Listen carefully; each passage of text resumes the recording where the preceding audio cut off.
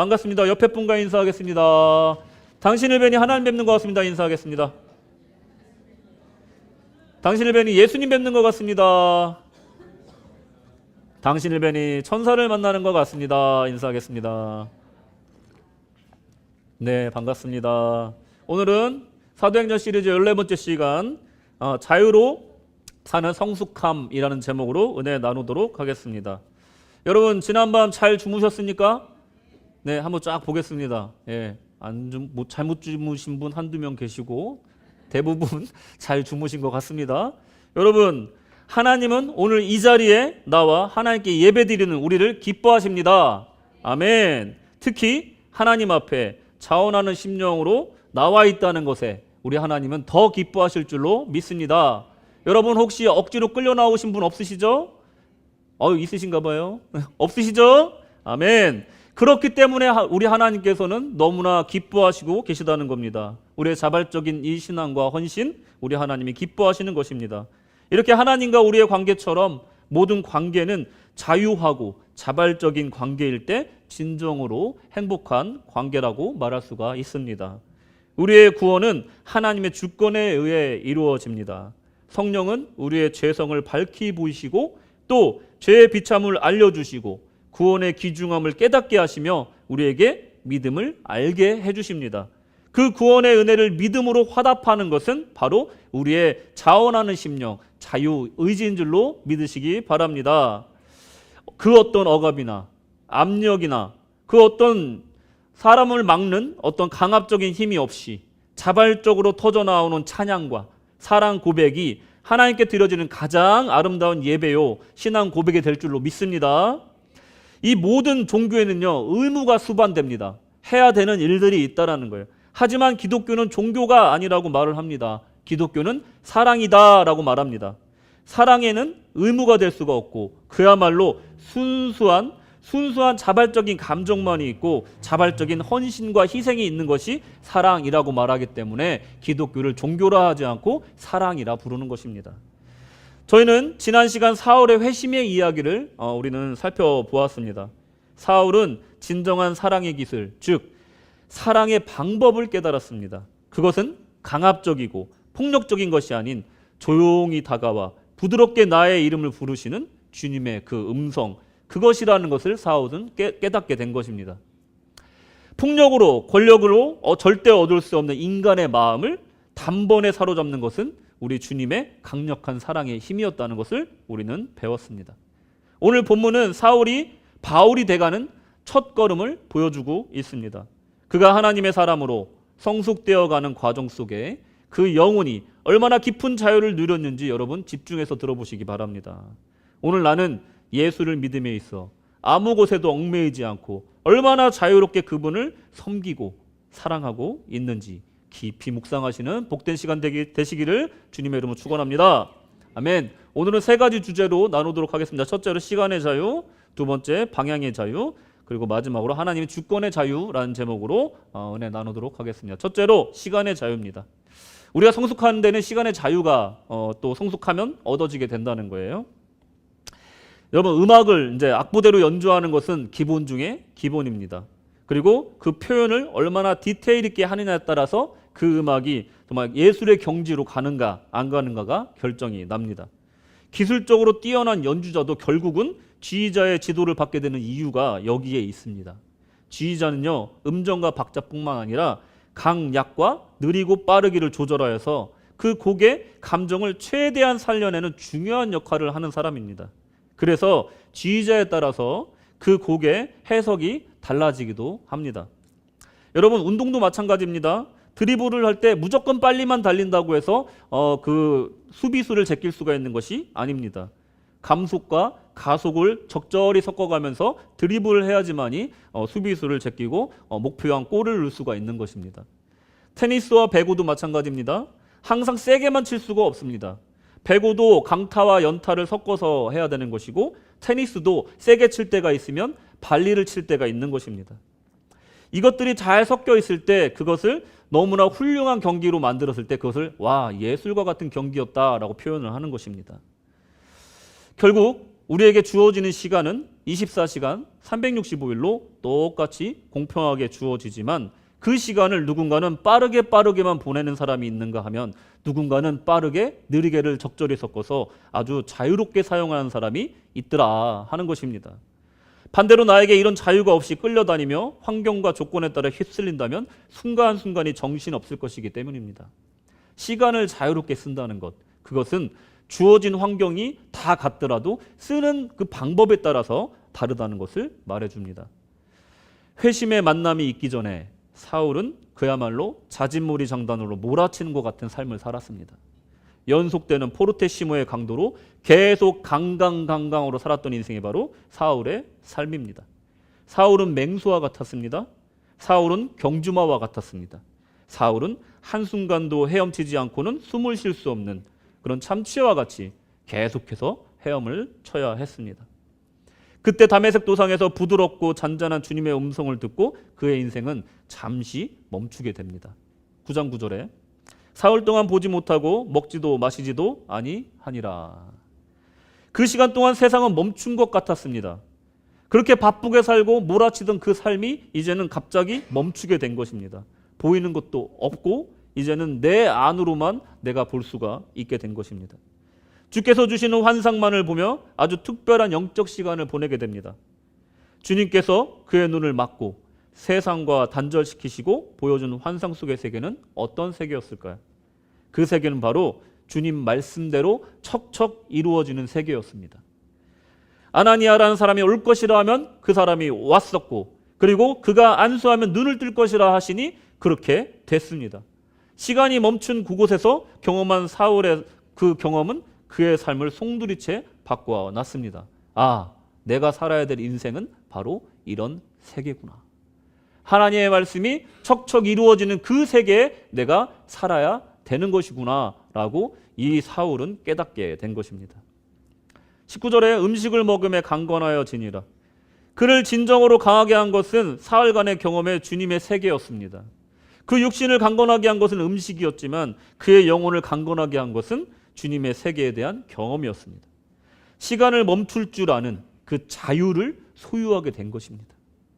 사울이 바울이 되는 과정에서 그 초창기 사역에 대해서 여러분 잘 알려지지 않았습니다. 왜 그러냐면 보통 성공 스토리를 우리가 들을 때는 대부분 전성기에 초점을 맞춰서 기록을 하기 때문에 그렇습니다. 바울의 그 전성기 때의 모든 사역들을 중심으로 기록되어 있기 때문에 이 사울의 초창기 사역에 대해서는 자세하게 기록이 없습니다.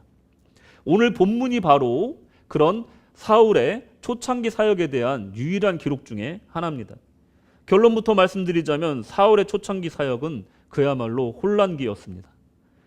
살해 위협과 불신, 알 수 없는 긴 공백기로 이루어진 아주 초라한 시기였다라는 겁니다. 다메섹에서 잠시 예수를 하나님 아들이라고 전합니다. 20절에 보시면 사울이 다메섹에 있는 제자들과 함께 며칠 있을새 즉시로 각 회당에서 예수가 하나님의 아들이심을 전파하니. 그랬더니 사람들이 어떻게 합니까? 그가 복음을 전하는 것을 보고 놀라고 그를 이제 배신자로 여겨서 공격하기 시작합니다. 21절에 보시니 듣는 사람이 다 놀라 말하되 이 사람이 예루살렘에서 이 이름을 부르는 사람을 멸하려는 자가 아니냐. 여기 온 것도 그들을 결박하여 대제사장들에게 끌어가고자 함이 아니냐 하더라. 급기야 다메섹으로 쫓겨나듯 도망칩니다. 25절에 그의 제자들이 밤에 사울을 광주리에 담아 성벽에서 달아내리니라. 그리고 예루살렘에 가서도 환영을 받지 못합니다. 베드로와 요한 정도의 소수의 사도를 만나고 헬라인들과 논쟁을 벌이다가 또 살해 위협을 받고 자신의 고향인 다소로 쫓겨납니다. 여러분, 그렇게 자존심이 강하고 자기의 신념에 따라 살았던 이 정말로 열심히 살았던 청년 사울이 이제는 도망다니는 사람이 됐어요. 그 어디에서도 환영받지 못하는 사람이 되어버린 것입니다. 우리가 아는 바울은 대사도입니다. 신약 성경의 상당 부분을 집필하였고 소아시아의 핵심적인 교회를 설립한 사람이고 당대의 유력한 왕과 정치인들 앞에서 전도하였던 사람입니다. 이신칭의의 교리와 율법과 복음에 관한 탁월한 해설을 남긴 위대한 신학자입니다. 그런 그가 초창기 모습은 그야말로 초라하기 짝이 없었다라는 것을 오늘 본문은 말하고 있는 것입니다. 왜 오늘 본문은 그의 이 초라하기 짝이 없는 초창기 시절을 기록으로 남겼을까요? 분명히 여기서 주고자 하는 하나님의 메시지가 있기 때문에 그렇습니다. 그 초창기의 기록에는 정말로 의문점을 남기는 공백기가 하나 존재하는데, 바울의 회심 시점이 약 AD 34년 정도가 된다고 그래요. AD 34년에 회심을 했고 그가 다메섹에서 전도를 하고 났는데, 예루살렘에 간 시점은 언제냐 봤더니 AD 37년 정도 되는 거예요. 몇 년의 갭이 있습니까? 3년의 갭이 있는 거예요, 여러분. 오늘 본문에 따르면 다메섹에 있던 기간이 아주 짧았다고 얘기를 해요. 사울은 그러면 이 3년 동안 어디서 무엇을 했을까요? 더글라스 레드포드라는 신학자는 이 기간을 뭐라고 부르냐면 바울의 숨겨진 세월이다, 히든 타임이라고 명명했습니다. 또는 잃은 시간, 미싱 타임이라고 명명을 했어요. 이 기간에 대한 성경적인 근거는 딱 한 군데밖에 찾을 수가 없는데, 그것은 갈라디아서 1장 17절 18절입니다. 또 나보다 먼저 사도된 자들을 만나려고 예루살렘으로 가지 아니하고 어디로 갔다고요? 아라비아로 갔다가 다시 다메섹으로 돌아갔노라. 그 후 3년 만에 내가 게바는 베드로입니다. 게바를 방문하려고 예루살렘에 올라가서 그와 함께 15일을 머무는 동안. 아니, 갑자기 뜬금없는 장소가 떠오르는데 아라비아예요. 아라비아. 다메섹에서 잠깐 전도하고 아라비아 사막에 가서 3년을 보낸 것입니다. 다시 다메섹으로 돌아왔고 예루살렘으로 가서 또 보름을 지내다가 또 거기서 논쟁을 벌이다가 살해 위협을 받고 다시 또 고향인 다소로 보내지는데, 거기서는 또 10년을 있어요. 그 후에 안디옥으로 가서 본격적인 바울의 사역이 시작되는 겁니다. 합이 몇 년입니까? 13년 동안의 공백이 있는 거예요. 아라비아 사막 3년, 그리고 다소의 10년, 이 13년의 공백이 있었다는 겁니다. 이 기점으로 그의 신학이 깊어지는 계기가 됩니다.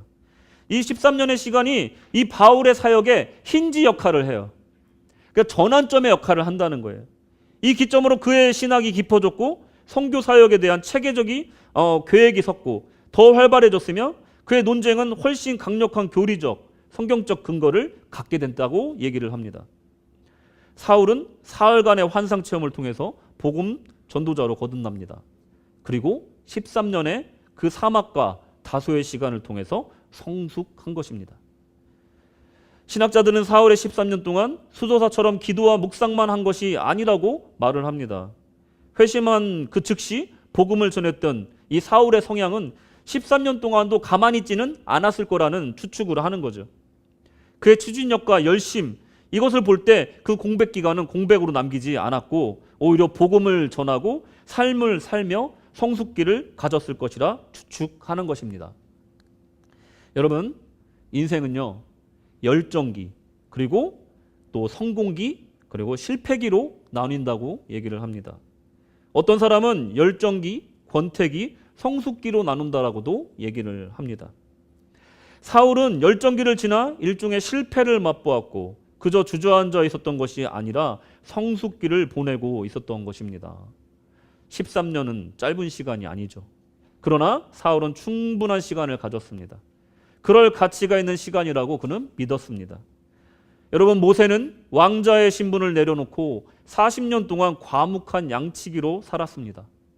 히든타임즈에서 무슨 일이 있었는지 성경은 공통적으로 침묵하지만 그 후에 그들이 행하는 그 시간들을 보면 그저 시간 낭비를 하지는 않았다는 것을 우리는 확신할 수가 있습니다. 모세는 민족의 지도자로, 사울은 바울로서 세계 선교의 앞장서는 일꾼이 되었습니다. 여러분, 여기 계신 여러분들도 비자를 기다리는 분들도 계실 겁니다. 또 열심히 일할 기회를 기다리는 히든타임을 보내고 있는 분들이 계실 겁니다. 사울이 그랬듯이 시간의 주권을 갖고 자유롭게 충분하게 그 시간을 사용하여서 영적인 성숙을 이루시길 바랍니다. 정한 때가 되면 하나님께서 쓰실 줄로 믿습니다. 거창한 시작도 위대한 비전도 아닌 오늘 하루의 이 성장 목표를 향해 정진하시기 바랍니다. 오늘 공평하게 주어진 이 24시간을 어떻게 하면 주님을 위해 가치 있게 쓸 것인지 고민하며 사용하시기 바랍니다. 그러다 보면 그 시간이 쌓이고 주님의 시간이 만나면 빛을 발하며 그 시간을 자유롭게 쓰는 그 경지에 이르게 될 줄로 믿습니다. 두 번째로 방향의 자유입니다. 방향의 자유. 이제 시간의 자유를 우리가 성숙하면서 얻는데 두 번째로는 방향의 자유를 얻게 돼요. 존 스토트는 이렇게 얘기를 했습니다. 하나님의 은혜는 인간의 인격을 짓밟지 않는다. 오히려 그 반대다. 인간이 진정으로 인간이 될 수 있게 해주시기 때문이다. 가두는 것은 죄이고 해방하는 것은 은혜이다. 이렇게 얘기를 했어요. 예수를 구주로 영접한다는 것은 해방의 은혜를 누리는 것입니다. 자유를 누리는 거죠. 자유는 죄의 해방으로부터 시작이 됩니다. 여러분들 너무나 잘 아는 단어죠. 히브리어 하타트라는 단어가 있어요. 죄라는 단어이기도 하고 이 단어의 뜻은 길을 잃다라는 뜻을 갖고 있어요. 또 회개라는 단어도 마찬가지고 회심이라는 단어도 방향을 돌리다 이런 뜻을 갖고 있습니다. 방향과 관련된 단어들이에요. 죄의 해방이라는 것은 길을 잃었던 자가, 방향을 잃었던 자가 죄에서 벗어나서 하나님께로 가는 방향을 찾는 과정이다라고 설명할 수도 있는 것입니다. 보통 사람들은 자신이 자유인이라고 믿습니다. 자유인의 조건에는 여러 가지가 있겠지만 그 중에는 거주 이전의 자유도 포함이 됩니다. 여러분, 북한 같은 나라는요, 거주 이전의 자유가 없어요. 북한 주민은요, 자기 마음대로 어디에 이전해서 살고 또 거기에 마음대로 이사 가서 살고 하는 걸 할 수가 없는 거예요. 그러니 북한 주민은 자유가 없는 것입니다. 반면에 자유는 있지만 방향이 없는, 또 떠돌아다니는 사람은 진정한 자유자라고 할 수가 없습니다. 자유는 있으나 방향이 없는 사람은 자유라고 할 수가 없다는 거예요. 왜냐하면 헤매면서 시간을 보내게 되기 때문에 그렇습니다. 예를 들면 이런 거예요. 대양을 항해하는 배가 있어요. 근데 그 배가 목적지가 없다고 생각해 보십시오. 해적선처럼, 난파선처럼 헤매고 다닌다면 진정한 의미에서 자유라고 할 수가 없습니다. 이것은 일종의 방황이라고 부를 수밖에 없습니다. 사울은요, 겉으로는 굉장히 자유로운 여행자였어요. 예수를 만나고 나니까 내 안에 나침판이 생긴 거예요. 향방이 없이 열심히 뛰어다니면서 신자들을 잡아들였지만 향방 없이 공중에 헛주먹질하는 장수와 같이 그의 싸움에는 소득이 없었다는 겁니다. 오히려 내가 싸우면 싸울수록, 내가 열심히 살면 살수록 내 주변에 피해자만 자꾸 늘어나는 거예요. 자꾸만 누가 나 때문에 힘들다는 거예요. 자꾸만 나 때문에 괴롭다는 거예요. 자꾸만 기독교인들이 나 때문에 시험 든다는 것을 사울은 너무나 이상하게 생각했다는 겁니다. 사울의 이 13년의 히든타임즈는 주님이 주신 나침판을 가지고 별자리를 보는 법을 배우고 그것을 이용해서 인생을 항해하는 법을 배우는 기간이었습니다. 그 기간 동안 그는 예수는 그리스도라는 나침판을 열심히 전하기도 하고 공부하기도 했습니다. 방향을 찾고 보니 파도도 조류도 어떤 풍랑도 무섭지 않고 내가 가야 될 길에 확신이 생겼다는 겁니다. 고린도후서 11장 26절 27절에 보시면 바울이 얼마나 고난을 당하였는지를 설명하고 있습니다. 여러 번 여행하면서 강의 위험과 강도의 위험과 동족의 위험과 이방인의 위험과 시내의 위험과 광야의 위험과 바다의 위험과 거짓 형제 중에 위험을 당하고 또 수고하며 애쓰고 여러 번 자지 못하고 줄이며 목마르고 여러 번 굶고 춥고 헐벗었노라. 그리고 40대에서 한 대 모자른 매를 3번이나 맞았다라고 고백을 합니다. 비바람이 몰아쳐도 돌이 날아와도 배고파도 힘들어도 바울은 가야만 했습니다. 왜냐하면 나침판이 정확히 북쪽을 가리키고 있다면 가야 되는 것입니다.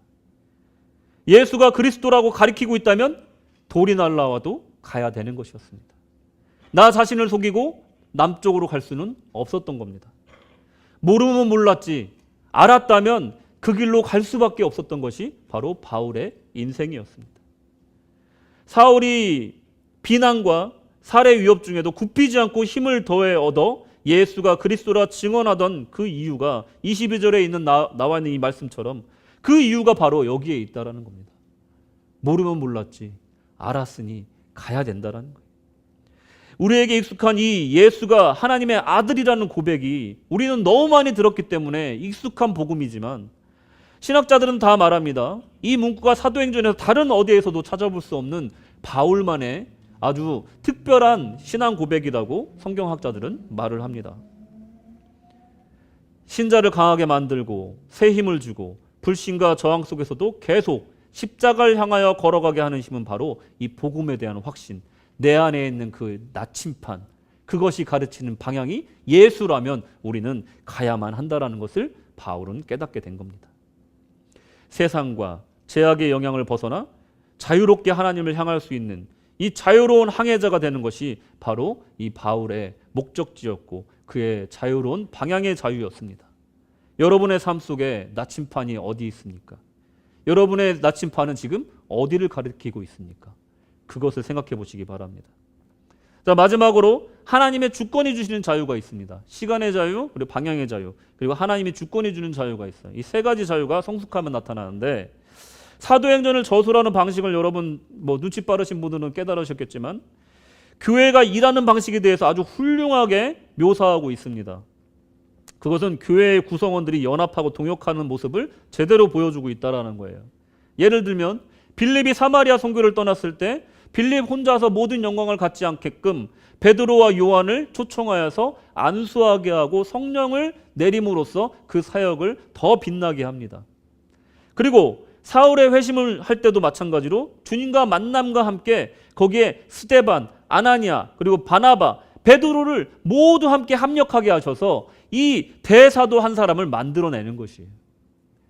바울이 혼자서 그 모든 것을 홀로 프레이한 것이 아니라 단독 프레이한 것이 아니라 하나님이 교회를 들어서 동역하게 하여서 한 사람을 만들어냈다라는 것을 큰 메시지를 주시기 위해서 그 성령을 주심을 인터벌을 두시거나 아니면 합력하여서 선을 이루도록 고난을 주시거나 이런 방식으로 하나님의 일하시는 방식을 우리에게 보여주신다는 겁니다. 특출난 한 사람, 그 사람을 들어서 획기적이고 드라마틱한 결과를 만드는 것이 아니라 하나님이 성도들을 함께 써서 정말로 합력하고 동역하는 모습으로 아름다운 모습으로 이루신다는 것을 보여주시는 겁니다. 여러분, 요즘 시대는 이런 생각들과 완전 반대로 가고 있죠. 요즘 시대는 자신을 드러내야지만이 성공하는 시대입니다. 나를 드러내야지만이 살아남는 시대입니다. 과장되고 부풀려진 자아를 내세워서라도 성공을 얻고자 혈안이 되는 시대가 바로 이 시대입니다. 초등학생들한테 장래희망을 물어보면 되게 많은 숫자가 유튜버가 되는 거래요. 왜 유튜버가 될 거냐 물어보면 유명해지고 돈 많이 버니까요 라고 얘기를 한대요. 아주 현실을 모르는 거죠. 그죠? 대부분의 사람들은 돈을 많이 못 벌고 유명해지지 않는데 겉에 부풀려진 그 사람들을 보고 그런 생각을 하게 되는 거죠. 어린 생각에. 무엇인가 멋있고 또 좀 내세울 만한 생각을 하고 멋있는 말을 하고 뭔가 있어 보여야 된다는 압박감에 우리는 휘감겨서 살고 있습니다.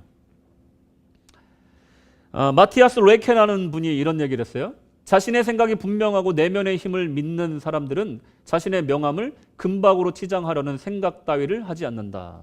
이렇게 얘기를 했어요. 우리의 자아를 드러내고 포장하고 부풀리는 시대에 살고 있습니다. 자아, 즉 영어로는 에고, 영어 발음 이고라고도 하는데 이 에고에 대한 정의를 잠깐 봤더니 전통적인 정의는 이래요. 프로이트의 전통적인 정의는 이렇습니다. 무의식적인 욕망이 날뛰는 말이라고 한다면 그 위에 앉아있는 사람을 에고라고 한다. 이게 전통적인 에고에 대한 어떤 정의입니다. 굉장히 긍정적인 정의죠. 근데 라이언 홀리데이라는 사람이 에고 is the enemy라는 책에서 에고라는 적이라는 책에서 에고에 대한 새로운 정의를 했어요. 에고는 지나친 자기의식이라고 정의를 합니다. 에고는 당신이 원하는 것, 당신이 가지고 있는 잠재력 선함을 방해하는 적이다. 에고는 기술의 온전한 습득이나 창의적인 통찰의 소유, 다른 사람과의 협력, 소중한 것들을 유지하는 일, 성공의 지속을 등을 방해한다. 굉장히 부정적으로 이 에고를 정의하고 있습니다. 여러분, 자신이 주인인 상태가 바로 에고티스트예요. 자기 중심주의자입니다. 자기 자신이 가장 중요한 존재라고 믿는 것은 건강하지 못한 믿음이다라고 말합니다. 자유는 주권이 나에게 있는 것이 아닙니다. 자유는 진정으로 선하고 의로운 상태로 나를 통치할 수 있을 때 그것이 자유라는 것입니다. 아무리 얽매이는 것이 없는 일명 자유로운 상태라 하여도 나의 생각과 나의 삶이 결국은 죄로 향하고 있다면 그것은 자유한 상태가 아니라는 겁니다. 내가 주인이라 착각할 뿐만 아니라 그 삶의 주인이 죄라는 것을 알지 못하는 것이 바로 이 자기중심주의자라는 것입니다. 사울은요, 아마도 이고티스트였을 겁니다. 이고티스트와 이고이스트의 차이점이 있어요. 이고티스트는 자기중심주의자고 이고이스트는 이기주의자입니다.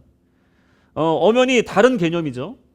이고이스트는 그야말로 이기주의자, 나의 이익만 생각하는 사람을 말해요. 이고티스트는요, 자존심을 위해 자신의 욕망과 이익을 희생할 수 있는 사람이기 때문에 아마도 사울과 가장 가까운 사람이었을 겁니다. 자기중심주의자, 자신의 신념을 위해서 모든 것을 걸 수 있는 사람. 분명한 것은 사울의 내면에는 하나님이 주인이 아니었다는 거예요. 자기가 중심이었다라는 겁니다. 사울은 그 회심의 과정과 13년의 히든타임을 통해 하나님이 다스리는 영혼의 평안과 안식을 체험했을 것입니다. 죄에 대해서는 내가 죽고 하나님이 사는 삶을 결국 그리스도와 함께 선한 내가 부활하는 삶이라는 것을 드디어 알게 된 것입니다. 로마서 6장 11절. 이와 같이 너희도 너희 자신을 죄에 대하여는 죽은 자요 그리스도 예수 안에서 하나님께 대하여는 살아있는 자로 여길지어다. 아멘. 사울은 죄악된 자는 죽이고 선한 자는 그리스도와 함께 살리는 과정을 겪은 것입니다. 그의 본래 성품은 열정적이고 추진력 있는 청년이었습니다. 앞에서도 존 스토트의 말을 제가 인용했습니다마는 복음은 그 사람의 인품을 완전히 파괴하는 것이 아니라고 말씀을 드렸어요. 죄악을 도말하고 본래의 훌륭한 성품과 하나님의 거룩한 사명을 만나게 하여서 그를 위대한 일에 쓰게 하는 것이 바로 복음이라는 겁니다. 여러분들 보세요. 예수 믿었지만 우리의 기본적인 성품은 그대로 있잖아요. 그것을 우리가 예수 믿기 전엔 나쁜 쪽으로 사용했지만 예수 믿고 나니까 그것을 좋은 쪽으로 사용하게 된다는 거예요. 부지런하고 성실한 성품은 예수를 만나고 나니까 주님의 복음을 전파하는데 귀하게 쓰임 받는다라는 거예요. 사울처럼 열정적인 사람은 복음을 만나고 나니까 나의 자아를 내려놓고 이제 그 자아를 하나님께 드리니 정말로 열정적인 복음 전도자로 쓰임받게 된다라는 겁니다. 나의 자아가 아니라 하나님의 주권을 깨달으면 생각지도 못한 광대한 하나님의 세계로 우리가 들어가게 된다라는 겁니다. 울타리 안에 가두었다고 하여서 자유하지 않은 것은 아닙니다. 하나님의 울타리는 얼마나 클까요? 여러분 상상해 보십시오. 그 울타리는 우주보다 크고 우리가 생각할 수 있는 그런 크기의 울타리가 아닙니다. 우리가 답답함을 느낄 정도의 크기가 아니라는 것입니다. 과장된 자아가 있는 사람만이 하나님의 품이 답답하게 여겨질 뿐입니다. 그곳은 너무나 넓은 곳이고 우리는 하나님 품에 있을 때 그분의 지경 안에서 원없이 뛰어놀며 자유를 만끽할 수 있다는 것입니다. 여러분 성숙하다는 게 무엇일까요? 어린아이들이 성숙해질 때 그 과정을 보십시오. 달고 부드러운 음식만 먹던 아이들이 점점 커가면서 매운 음식, 짠 음식, 그리고 쓴 음식까지도 먹게 되는 것입니다. 인생을 살다 보니 단 음식만 먹을 수 없고 부드러운 음식만 먹을 수 없고 내 마음에 드는 일만 할 수 없다는 것을 깨달아가는 과정, 내가 하고 싶은 일만 할 수가 없다라는 것을 깨닫는 과정이 바로 성숙함이라고 부릅니다. 싫은 것이, 내가 싫어하는 것이 눈에 더 잘 보이고 하기 싫은 일이 늘어나는 것은 성숙이 아닙니다. 하기 싫은 일을 기꺼이 하는 것이 성숙이라는 것입니다. 내 마음에 원치 않는 일도 주님을 위해 기꺼이 하는 것이 성숙한 성도입니다.